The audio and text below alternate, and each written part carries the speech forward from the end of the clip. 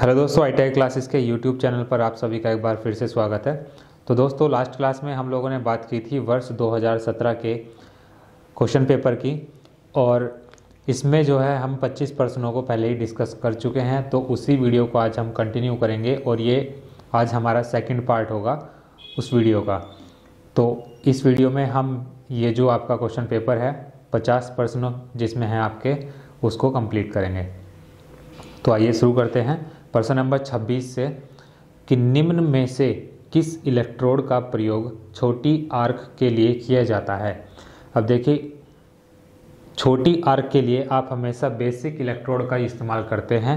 इसमें आप ऑप्शन पढ़ सकते हैं rutile electrode, cellulosic electrode, basic electrode या फिर आयरन ऑक्साइड इलेक्ट्रोड। तो ऑप्शन नंबर सी में इसमें आपको गिवन है बेसिक इलेक्ट्रोड। तो ये क्या होगा, इसका राइट आंसर होगा ऑप्शन नंबर सी। प्रश्न नंबर 27 है आपका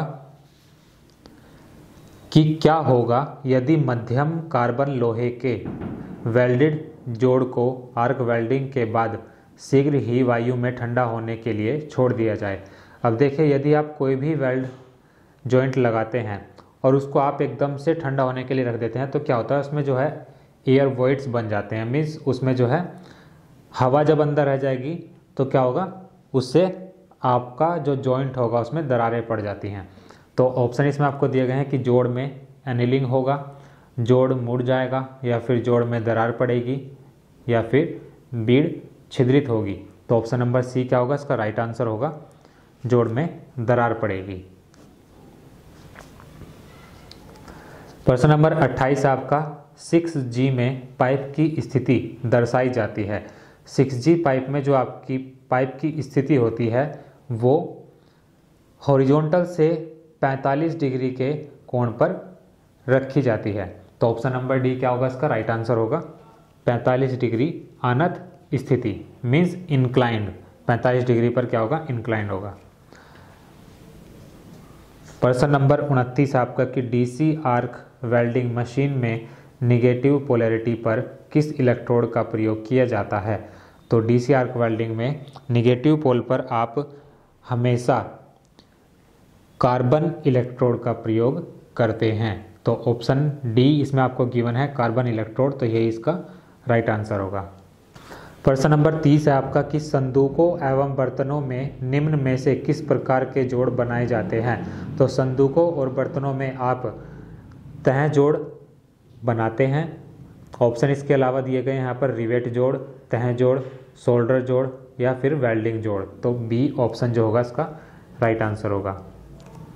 इसके बाद में प्रश्न नंबर 31 आपका कि मेटल गोगिंग में यदि इलेक्ट्रोड का व्यास 3.2 मिलीमीटर हो तो इसके लिए गोगिंग की चाल निम्न में से कितनी होती है। ऑप्शन इसमें आपको गिवन है 1200 मिलीमीटर प्रति घंटा, 1200 मिलीमीटर प्रति मिनट, 1300 मिलीमीटर प्रति घंटा या फिर 1300 मिलीमीटर प्रति मिनट। तो इसका जो होगा ऑप्शन नंबर बी आपका राइट आंसर होगा 1200 मिलीमीटर प्रति मिनट। प्रश्न नंबर 32 है आपका कि ऑक्सी एसिटिलीन वेल्डिंग में निम्न में से किससे फ्लैशबैक होता है। तो फ्लैशबैक की यदि हम बात करें, सबसे पहले क्या होता है कि इसमें आपका क्या होता है, जो आपकी फ्लेम होती है वो एंटर कर जाती है किसमें, टॉर्च में, और क्या करती है फिर वो वापस, मतलब जो आपका सप्लाई सिस्टम होता है उसमें वापस चली जाती है। मीन्स जब आप वेल्डिंग करते हैं तो जो आपकी फ्लेम होगी वो क्या करेगी, वापस आपके सप्लाई सिस्टम की तरफ रन करती है। तो इसमें पूछा है कि ऑक्सी एसिटिलीन वेल्डिंग में निम्न में से किससे फ्लैशबैक होता है। ऑप्शन देख लेते हैं इसमें क्या क्या गिवन है आपको। ब्लो पाइप को अत्यधिक बुनने से, दूसरा ऑप्शन है ओवरहीट नोजल के प्रयोग से, तीसरा ऑप्शन है छोटे आकार को फिलर छड़ के प्रयोग से, या फिर दीर्घ वेल्डिंग से। तो ऑप्शन नंबर बी क्या होगा, इसका राइट आंसर होगा कि ओवरहीट नोजल के प्रयोग से क्या होता है, आपका फ्लैशबैक होता है।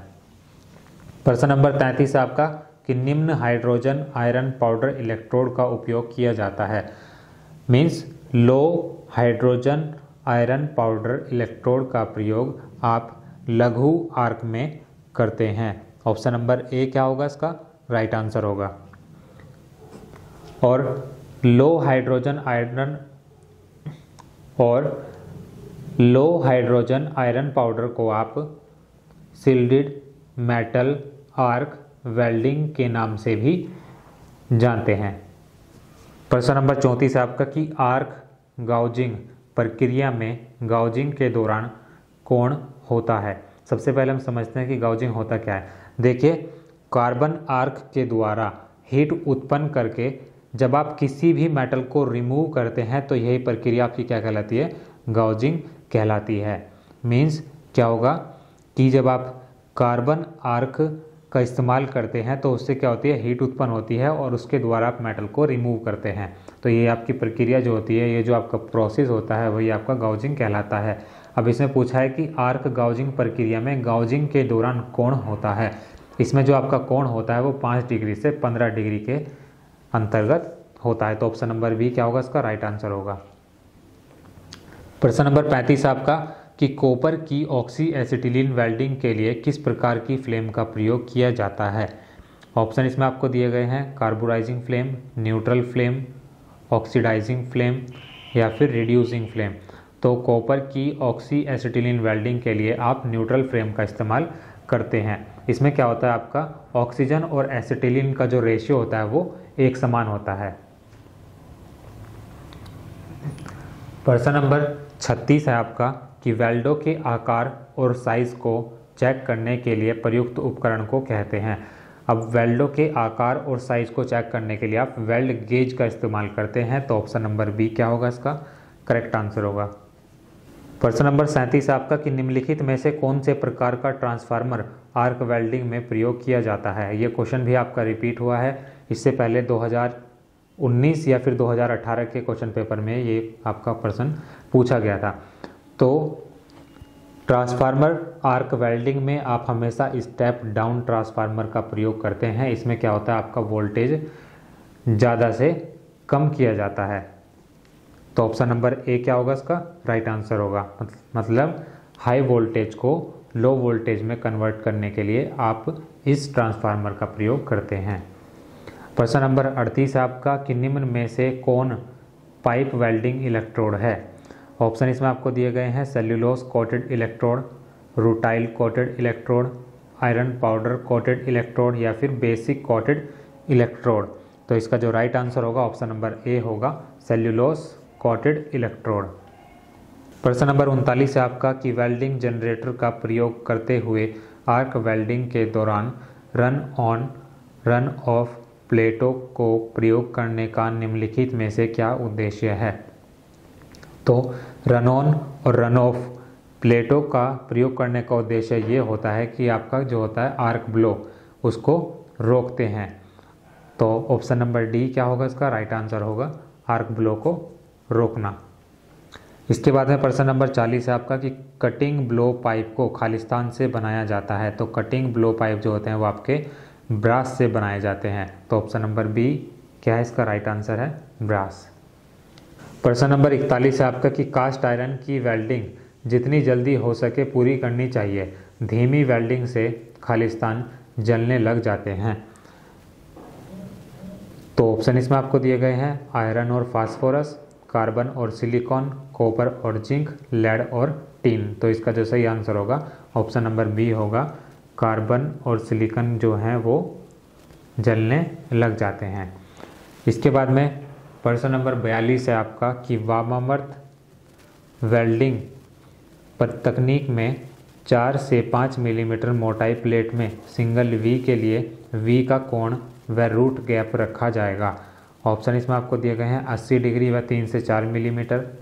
दूसरा ऑप्शन है 80 डिग्री व 2 से 3 मिलीमीटर।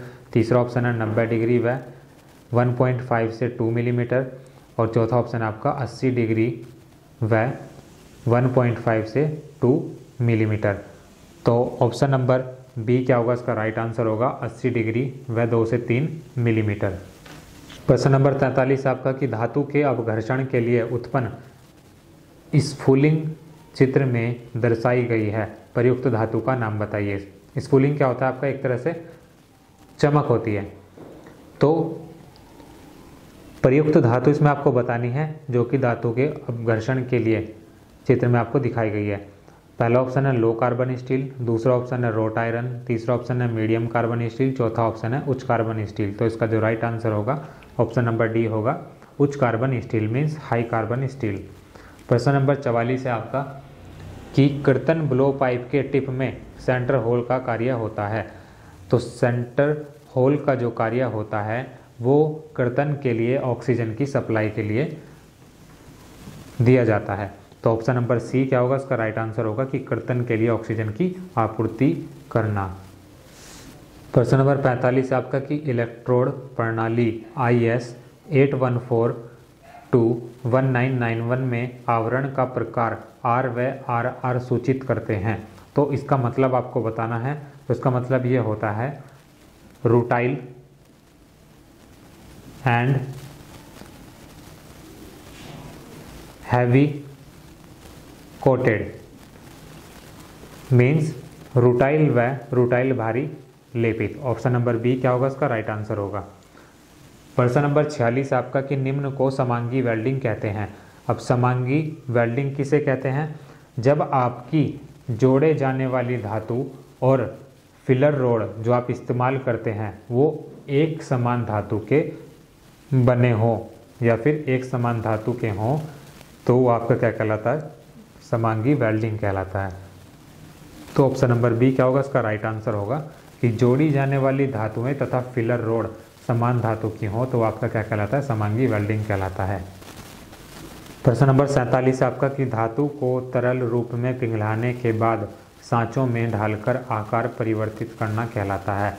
अब देखिए आप किसी भी धातु को यदि पिघला लेते हैं और उसके बाद उसको सांचों में रखकर किसी आकार में बदला जाता है तो आपकी प्रक्रिया क्या कहलाती है, उसको मोल्डिंग कहते हैं। मीन्स उसको आप जिस तरह के आकार में रखना चाहते हैं उस तरह का आकार आप उसको दे देते हैं। तो ये प्रोसेस आपका किसके अंतर्गत आता है, मोल्डिंग के अंतर्गत आता है। तो ऑप्शन नंबर बी क्या होगा, इसका राइट आंसर होगा।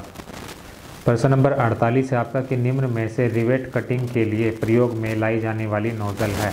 आपको 4 टाइप की यहाँ पर नोजल दी गई हैं, तो चित्र में आप देख सकते हैं।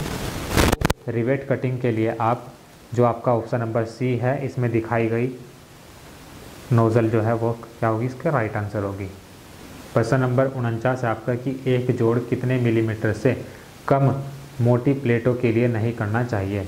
एक जोड़ कितनी मिलीमीटर से कम मोटी प्लेटों के लिए नहीं करना चाहिए, तो इसमें आपका आंसर होगा 5 मिलीमीटर। ऑप्शन नंबर बी क्या होगा, इसका राइट आंसर होगा। और आपका आखिरी प्रश्न है कि कोई धातु अचानक लगे झटके से टूट जाती है तब यह किस गुण को प्रकट करती है। देखिए कोई भी चीज़ आप उसको कितना भी खींच लीजिए, खींचने के बाद जब वो अचानक टूट जाए तो आपका क्या कहलाता है, ब्रिटलनेस कहलाता है। मीन्स आपका भंगुरता कहलाता है। ऑप्शन नंबर बी क्या होगा, इसका राइट आंसर होगा। टेंसाइल स्ट्रेंथ का मतलब क्या होगा, उसमें टेंशन कितनी, मीन्स आप उस पर कितना लोड एक तरह से डाल सकते हैं। डक्टिलिटी क्या होता है आपका, डक्टिलिटी में आएगा आपका लचीलापन कि वो चीज़ कितनी लचीली है। और टफनेस का मतलब क्या आपका, एक तरह से बेरहमी कितना, मतलब ठोस है, एकदम कठोरता कह सकते हैं यहाँ फिर। तो यहाँ पर पूछा है कि जब कोई धातु अचानक झटके से टूट जाती है तो किस गुण को प्रदर्शित करती है, तो आपका कहलाता है भंगुरता। तो ऑप्शन नंबर बी क्या है, इसका राइट आंसर है। तो दोस्तों आज की वीडियो में हम इतना ही रखेंगे और इन सभी प्रश्नों की PDF आप हमारे टेलीग्राम ग्रुप से भी डाउनलोड कर सकते हैं और टेलीग्राम ग्रुप को ज्वाइन करने के लिए लिंक आपको इस वीडियो के डिस्क्रिप्शन में दिया गया है।